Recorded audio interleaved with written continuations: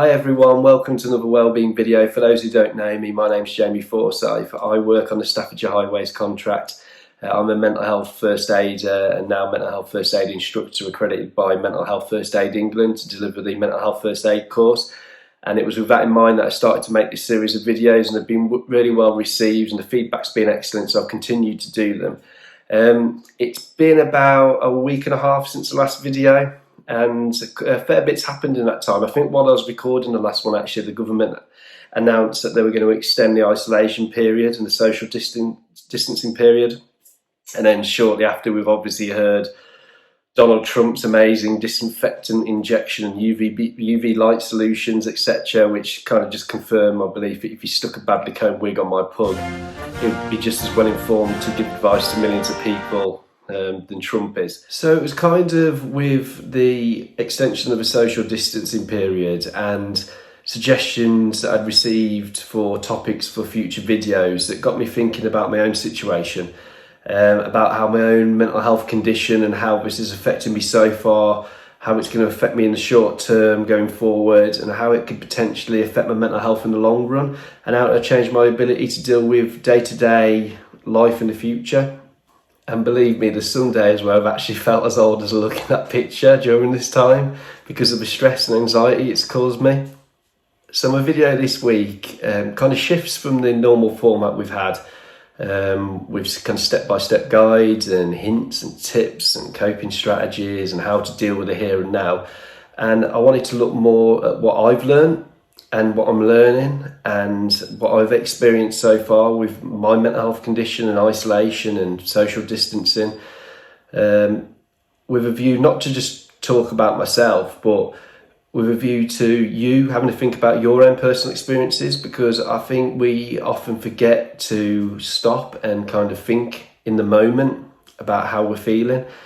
And if we're going to do that, now's the perfect time to do it with the extra time we've got and the extra focus on what's important in life. I did question whether I should do this because I think people were saying that the previous format had worked, but I also think that personal experience adds credibility to what you're saying. And also I think talking about your experiences helps.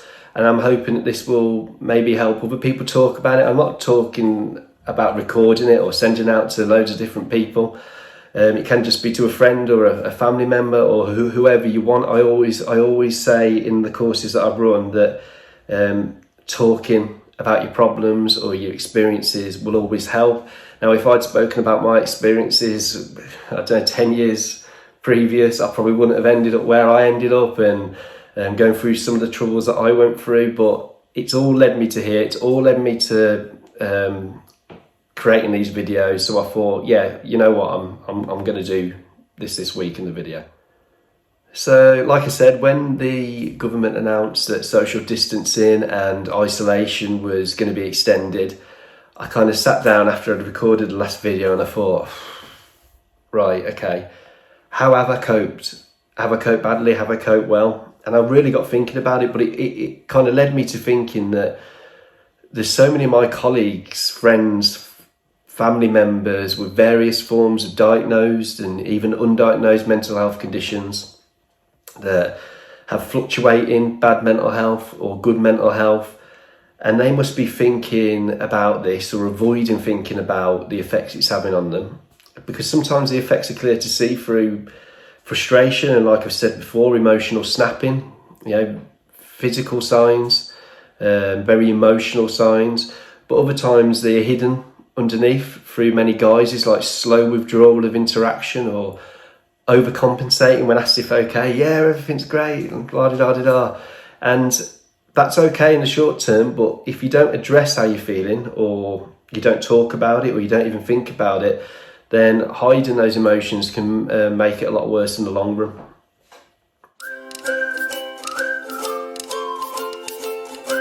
So for those who don't know, and it has been pretty well documented around Amy since I joined and started talking about mental health, that I was diagnosed with type 2 bipolar, and I've had a diagnosis for about 6 years, but I'm fairly positive that I was living with it undiagnosed since I was about 16, and it got quite serious in my mid to late 20s, and actually led to me going through some pretty horrific times for me and my loved ones. And I actually think I could write a book on what's happened in those years in my life, coming to a bookstore near you. And speaking very stereotypically, living with bipolar disorder is difficult. It's difficult for me, and it's difficult for the people around me. And a lot of the treatment for it, apart from medication-based treatment, is coping-based treatment, coping strategies, when to use them, when not to use them. But a lot of those coping strategies don't involve the entire world being shut down. Because a lot of the time people with bipolar or depression or anxiety diagnoses they're actually told in similar words, don't self-isolate, don't withdraw into yourself, get out there, interact, meet friends, spend time with family, go to the pub, go watch a game, join a group, meet people with similar interests, etc. And now the world is kind of saying, hey, self-isolate, don't go out. You can't meet your friends, and that can be a difficult thing to cope with. But there's something in the first instance that's massively important, and that's routine. Now, bipolar is a mental health condition that causes extreme mood swings. The main symptoms of bipolar disorder are episodes of extreme highs and extreme lows, which can last weeks or months. And generally, for people with bipolar, they do not like having this routine messed with, and that's because it can take a hell of a long time to establish that routine, and it can take a lot of confidence building. And bipolar is actually one of the hardest mental health conditions to diagnose. It can take a long time in itself anyway, so there's frustrations already there. So when you do get to a place where you've established a routine, you've got used to your diagnosis, and for that to suddenly be messed with can be incredibly frustrating and anxiety ridden, I guess. And for me, it's been all about using the same principles pre-COVID-19 with my routine, but having to adapt them to the isolation rules that have been imposed upon us. And that has been the main challenge for me. So some examples of the way I've changed my routine and adapted it is things that I've mentioned before, like instead of going out with the lads once a week or with my partner or once every couple of weeks, we've been having interaction over Zoom. We've been having a beer and a quiz once a week, which has been great. Making sure we're having some sort of exercise, walking the dogs regularly, making sure that's at a similar time every day. Getting up at the same time has been massively important for me. Getting up as if I would do for work normally. But one of the other things I've struggled with, and I'm sure people listening to this have as well, that if you have got a support network of friends and family and even professionals in place, you're used to them being normal and that support network being normal. However, at the moment, they're not normal. They're anxious and they're worried about their own lives and they're worried about their own family. So on one hand, I've been like, hey, welcome to my world. Not as simple as you think, eh? But on the other hand, I've kind of missed that solid foundation. But it has made me look at ways that I can help myself more and maybe become less reliant on that support network, which is great.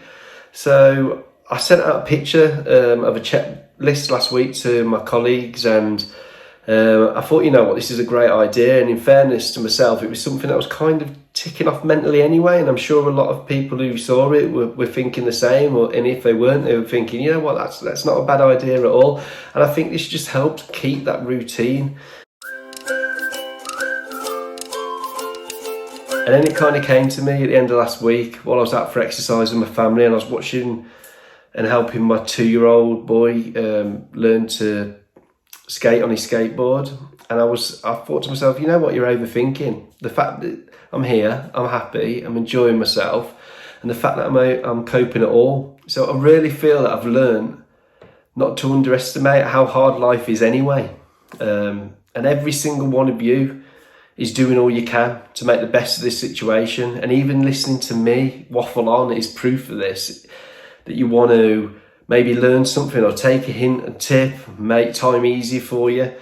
And for that, I think we should all be proud and not lose sight of it in the coming weeks and months. remember how we've done it, how we've approached it, and remember how we've helped each other through it. I think that's so important.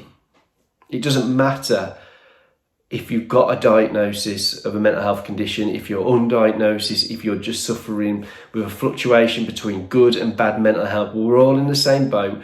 It's all relative to our situation, and we've all got to give ourselves credit for how we're coping. So I know that was slightly different, and I will kind of get back to a similar format on the next couple of videos, and I'm really keen to potentially do something to put out to our frontline workers, those who may not necessarily get the opportunity to watch these videos normally, and offer some support maybe to colleagues who have got young ones at home, because we've got to remember that it's not just the adults going through this. The kids that have been taken out of school, they're going to be missing their friends, they're going to be affected just as much as we are, and most mental health conditions are developed before the age of 14, so something like this could have a massive effect on our children's mental health. So I'll just leave you, as I always do, just to say thanks for listening. Please remember to use your mental health first aiders. They are there for you, they're trained, they're willing, they're happy to help you out. Use the EAP if you need it. It really is a fantastic service. I can't emphasise that enough. Any feedback is always appreciated. The emails I've received, the way people have opened up to us has been absolutely brilliant.